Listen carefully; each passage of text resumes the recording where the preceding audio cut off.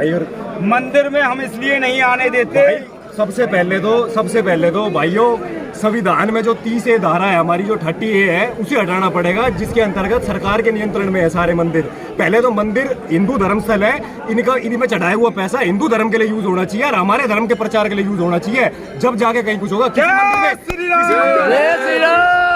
किसी मंदिर में 50,000 करोड़, किसी मंदिर में 1 लाख करोड़ सारे सरकार खा जाती है। ये भी हमारा वो उरी का मंदिर, वहाँ 35,000 एकड़ जमीन सरकार ने अपने कब्जे में ले ली। भाई सरकार का क्या क्या क्या आ गया उस पे?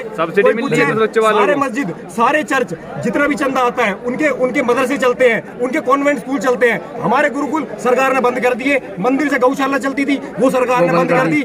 आज भाई भाईचारे की मिसाल देते हो। भाई हम गाय को माँ कहते हैं, तुम गाय को काटते हो। कुरान में 36 आयतें, पहली 36 आयतें पढ़ो आप, 33 बार जिहाद का जिक्र है। वसीम रिजवी जो शिया वक्फ बोर्ड का चेयरमैन है, वसीम रिजवी ने बात उठाई, किसने सपोर्ट करा? एक भी मुसलमान आया देश का कि हाँ भाई गलत है, इसको हटाओ कुरान के अंदर से। गैर मुस्लिम काफिर है। कोई बोल दे कि भाई गैर मुस्लिम के साथ कैसा है, काफिरों की हत्या जायज है। क्या क्या लिख रखा आपने अपनी किताब के अंदर है? और उसको हटाने की बात करो तो आप कोई खड़ा नहीं होता, ना कोई साथ देता। भाईचारे की मिसाल पेश करो। रोहिंग्या मुसलमान भारत में आ रहा है, उसे भगाने में हमारा साथ दो। जो मुसलमान ऐसी हरकत करता है उस मुसलमान को मंदिर से भगाओ। जब मानेंगे भाईचारा है। मंदिर के शिवलिंग के ऊपर पेशाब कर रहा है, भाईचारे की मिसाल कहाँ से देते हैं? मस्जिद में तुम काट देते हो। रिंकू शर्मा हमारा भाई, वो उसका ये विश्व हिंदू परिषद का, बजरंग दल का, वो हमने मार दिया। क्यों मार दिया? राम का नाम ले रहा था, मंदिर का चंदा इकट्ठा कर रहा था, बस इस बात पे मार दिया। भाईचारा कहाँ तक भाईचारा निभावे? और ये रही बात ये वामपंथी और मीडिया की, ये मीडिया सिर्फ हिंदू विरोधी है भाइयों। जब तक आप खड़े नहीं होगे इनके अगेंस्ट बोलो।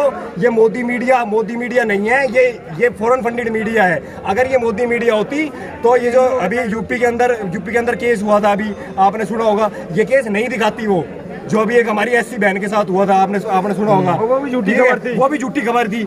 एक दिन में राजस्थान में बलात्कार होता है, यूपी में 4 जगह बलात्कार होते हैं। आपको बलात्कार कहाँ दिखता है? नहीं, आपको बलात्कार कहाँ दिखता है? सिर्फ जहाँ पे हिंदू जहाँ पे हिंदू सिर्फ हिंदू है। जहाँ मुसलमान हिंदू के साथ कुछ भी कर रहा है वो कोई नहीं, वहाँ कोई रिपोर्टिंग नहीं होती। वहाँ कोई, अभी हमारे उत्तराखंड के सीएम है, आपने देखा होगा भाई, लड़कियां बिना कपड़े की पैंट पहन के घूम रही हैं। भाई क्या गलत कह दिया उन्होंने कि भाई रिप्ड जींस अलाउड नहीं है?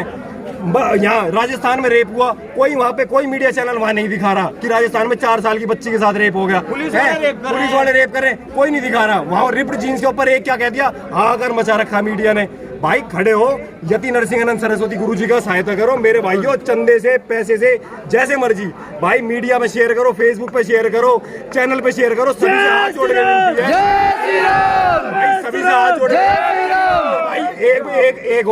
एक और सभी भाइयों से एक निवेदन हो रहा है भाई, अपने धर्म को जानने के लिए ना थोड़ी सी धार्मिक किताबें पढ़ो भाई, अपनी भी पढ़ो और इनकी भी पढ़ो भाई। मैं तो नहीं कहूँ, हमने खुद ही पता लग जाओगा कि तारले क्या सोचे है दूसरे धर्म के आदमी। इसी सवाल से मेरा अगला सवाल है, हाँ जी, कि आज जो हिंदू में युवा शक्ति है, हाँ जी, आज यदि हम उन युवा शक्ति के पास बैठते हैं तो उनको इस बात की जानकारी नहीं है कि हम दिवाली क्यों मनाते हैं, होली क्यों मनाते हैं, श्राद्ध क्यों मनाते हैं, अमावस्या क्या है, पूर्णिमा क्या है। तो ये एक बड़ा चैलेंज है कि जो हिंदू का युवा है कहीं ना कहीं वो लिबरल होता जा रहा है, परंतु दूसरे समाज के लोग अपने धर्म, अपने संप्रदाय, अपने जो है मजहब को लेकर बहुत ज्यादा कट्टर होते जा रहे हैं। तो इसका जवाब जिम्मेवारी किसकी? मैं देता हूँ इसका जवाब। भाइयों देखो, मैं आज आपसे सिर्फ 2 मिनट लूंगा आपसे। एकलव्य की कहानी बताऊंगा कि जैसे ब्राह्मण और हमारे जो दलित भाई हैं उनमें कैसे इन्होंने रात डाली। भाई एकलव्य शूद्र था। आपने महाभारत की जो मीडिया में देखा, महाभारत में देखा, उसमें आपने ये जानते द्रोणाचार्य ने अंगूठा काट लिया था।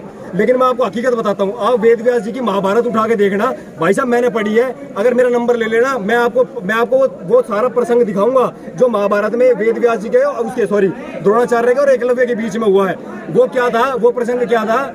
एकलव्य को द्रोणाचार्य जी ने ये कहा था कि भाई आप आने वाले टाइम में कौरव और पांडवों का युद्ध होगा, बेटे मेरी तेरे से ये गुजारिश है, तू किसी भी तरफ से युद्ध मत लड़ियो, ठीक है?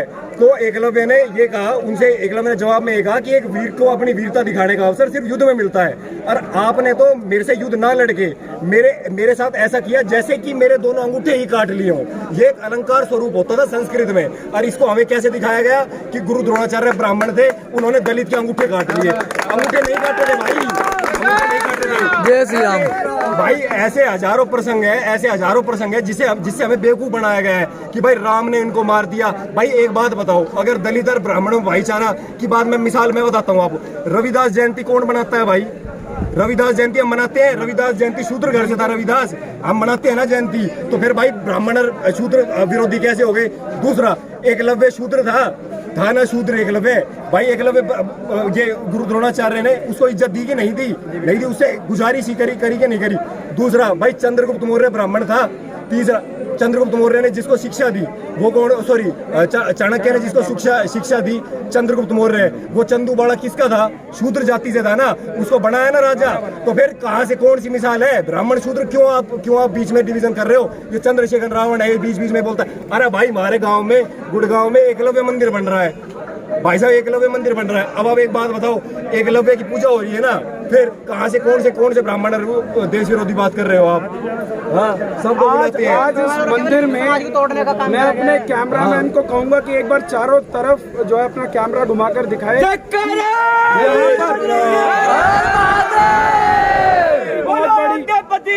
बहुत बड़ी फौज आई हुई है।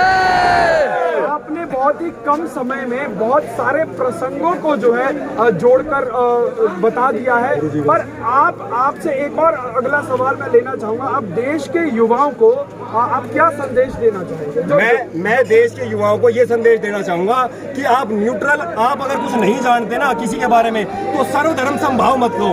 अब धर्म हमेशा सापेक्ष, धर्म निरपेक्ष नहीं होता, धर्म हमेशा सापेक्ष होता है। सबसे पहली बात, आप महाभारत पढ़ो, खुद पढ़ो जो वेद व्यास जी ने लिखी है। रामायण पढ़ो जो वाल्मीकि ने लिखी। वाल्मीकि शूद्र ऋषि थे, वाल्मीकि ने रामायण लिख दी। अब आप बताओ, शूद्र से हमने रामायण लिखवा दी तो ब्राह्मण का तो और कोई द्वेष है ही नहीं, जातिवाद तो है ही नहीं, हम में जातिवाद तो था ही नहीं। ये तो अंग्रेजों और मुसलमानों ने डाला बाद में, जो भारत में जिनने रूल करा है।